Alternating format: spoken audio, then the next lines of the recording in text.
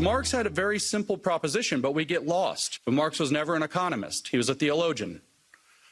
He wanted to produce a religion for mankind that would supersede all of the religions of mankind and bring him back to his true social nature. Eye-opening remarks by author and mathematician James Lindsay, warning about the true origins of the current woke movement, which is really a cultural Marxist movement and its ultimate objectives. Dr. James Lindsay joining me right now. It was a fascinating talk you gave over there to the European Parliament. In your remarks, you also said that people in the West did not naturally gravitate towards Marx's idea, that those ideas had to be repackaged into this woke ideology.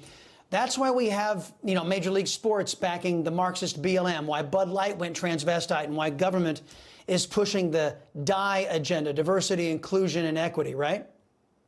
Yeah, that's right. What I argued is that if we think of Marxism in a very specific way as this economic theory, then what we're doing is we're missing the forest for the trees. There's kind of a forest of Marxism, and this economic theory is one tree, and critical race theory is another tree, and this trans stuff is a third tree, and there's all these different Marxist theories.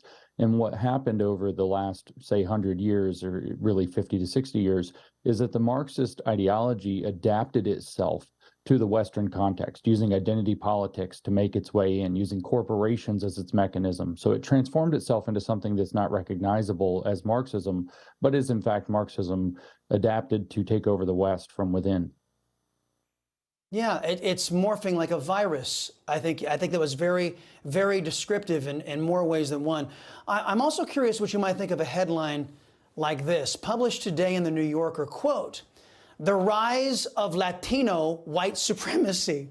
In a normal world, we would call out the New Yorker for their racist attack on we Latinos, trying to deny us our heritage because we don't buy into their left-wing extremism. But today, people say things like this that are absurd all the time with a straight face. What do you make of this? Well, I mean, you're in good company. Larry Elder ran for governor of California, got called the black face of white supremacy a couple of years ago. So what you have to make of it is that the word white supremacy, we could get really technical with it, but they don't mean white supremacy the way that you think of white supremacy. They don't even think of it as whites being dominant. We could, like I said, we could get technical and say that that's the ideology that critical race theory uses as a race Marxist theory, blah, blah, blah, what we were talking about a moment ago. But what I make of it is that they know that if they use that word, that they can get control over the people they use that word to label. So if they say that there's a rise in Latino white supremacy, they can control Latinos. That's what it actually boils down to. Yeah, right. And if you say that white supremacy to guys like John Cornyn or Mitch McConnell, they wet themselves and they just give in on everything, sell our rights up the river.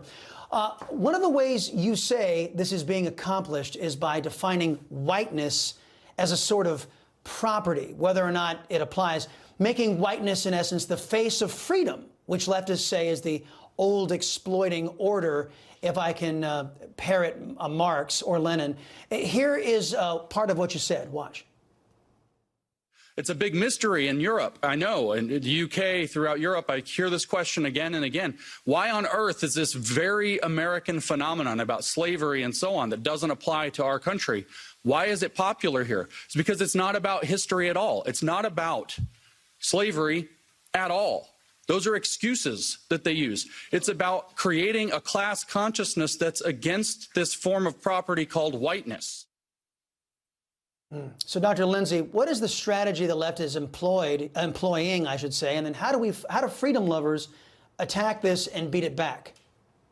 Well, the strategy they're employing, like we talked about with the Latino white supremacy, is to call everything racist or transphobic or homophobic or sexist or whatever tedious thing they want to throw out, to call it that name until they control it. So they want to call everything racist until they control it. It's that simple. That's what they're doing. The way that we fight back is that we don't accept the premises. We say, we know what you're doing. You're trying to use these arguments to discredit people, and you're going to have to hear our arguments. You want to use these claims, these smears against people so that you can take our liberty, and we're not going to give our liberty away. We see what you're doing, and we're not going to do it. It's as simple as that, actually. It's calling out that they are doing a manipulation and saying you're not going to go along with it anymore. You're not going to get down on your knees and wash somebody's shoes.